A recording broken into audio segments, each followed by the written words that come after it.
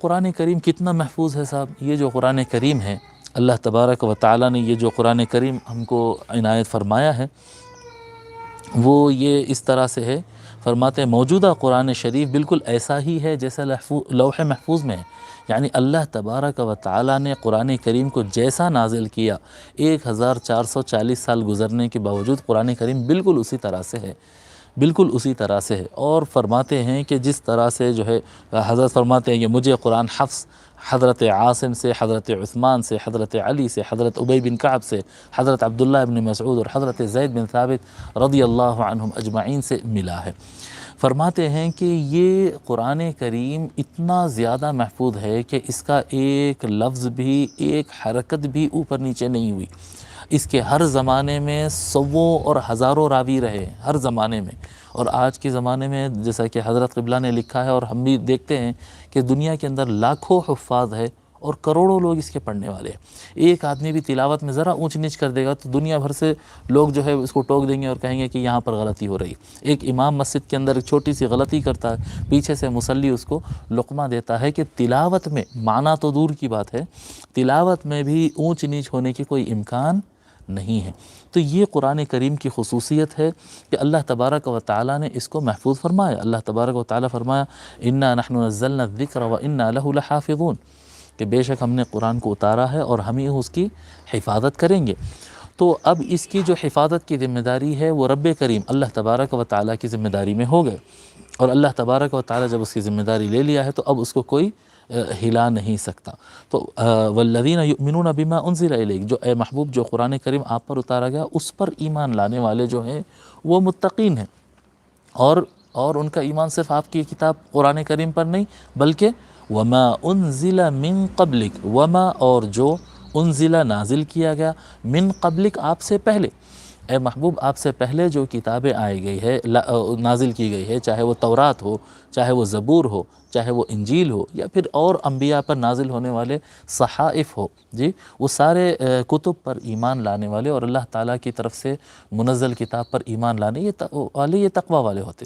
ایسا نہیں ہو سکتا کہ ایک مسلمان کہے کہ میں قرآن کریم پر ایمان لاتا ہوں، دوسرے کتابوں سے میرا کیا لینا دینا، میں تورات نہیں مانتا، میں انجیل نہیں مانتا. نہیں، ایسا کوئی نہیں کہہ سکتا. ہمارا ایمان قرآن پر بھی ہے، ہمارا ایمان تورات پر بھی ہے، انجیل پر بھی ہے، زبور پر بھی ہے. اللہ تبارک و تعالیٰ نے جتنے کتابیں نازل فرمائی ہیں ان تمام پر ہمارا ایمان ہے، ان تمام کتابوں پر ہمارا ایمان ہے. لیکن ایک مسئلہ ہے یہاں پر، ہم ایمان لاتے ہیں اس کتاب پر جو اللہ تبارک و تعالیٰ نے نازل کیا ہے، لیکن جو بندوں نے کام کیا ہے، کیونکہ سابقہ کتابوں کے ساتھ اللہ تبارک و تعالیٰ نے حفاظت کی گارنٹی نہیں دیا بلکہ اس کی حفاظت کی ذمہ داری بندوں کے سپرد کیا تھا. موسیٰ علیہ السلام تورات لائے تو ان سے تورات سیکھنے والے جو افراد تھے ان کی ذمہ داری تھی حفاظت کرنا.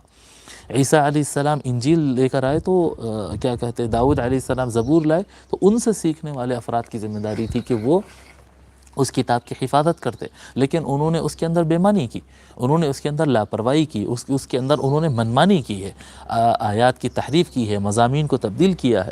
جیسا کہ حضرت بحر العلوم رحمۃ اللہ علیہ لکھتے ہیں کہ آج کے زمانے کی انجیل اگر پڑھے تو ایسا لگتا ہے کہ یہ کلام الہی کم اور حضرت عیسیٰ علیہ السلام کی ہسٹری اور ان کی سیرت زیادہ ہے. اتنے زیادہ واقعات اور اتنے زیادہ ڈیٹیل، یعنی کلام الہی معلوم نہیں ہوتا. کلام الہی آپ قرآن کریم پڑھے ایک دل پہ خشیت جیسی طاری ہوتی ہے، ایک ایک جملے کے اندر اتنی یعنی ڈیٹیل معلومات اور ایسے اسرار، ایسی گہرائی، ایسا اثر اس کا ہوتا ہے.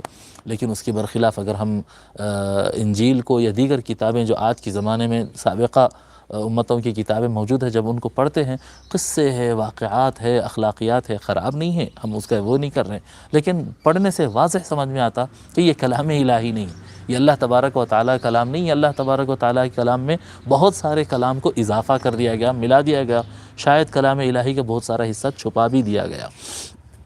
اور جیسے نبی اکرم صلی اللہ علیہ وآلہ وسلم سے قرآن ہم تک جو پہنچا ہے تو ہر زمانے میں متواتر روایت ہے، متواتر روایت کہتے ہیں کہ حضور سے لینے والوں کی تعداد بہت بڑی ہو، پھر ان سے قرآن منتقل کرنے والوں کی تعداد بہت بڑی ہو، پھر ان سے منتقل کرنے والے، یعنی ہر لائن کے اندر ایک بڑی تعداد ہو نقل کرنے والوں کی، اور وہ تعداد اتنی ہو کہ ان کو جھوٹا نہیں کہا جا سکتا۔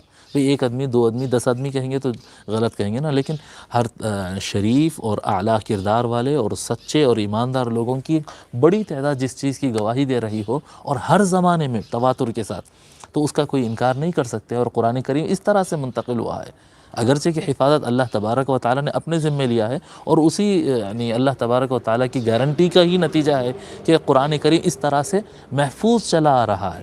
یعنی سرزمین دنیا پر کئی ایسے علاقے ہیں جہاں پر وہاں کی ظالم حکومتیں قرآن کی تلاوت پر بین لگائے ہوئے ہیں، قرآن کی پرنٹنگ پر بین لگائے ہوئے ہیں۔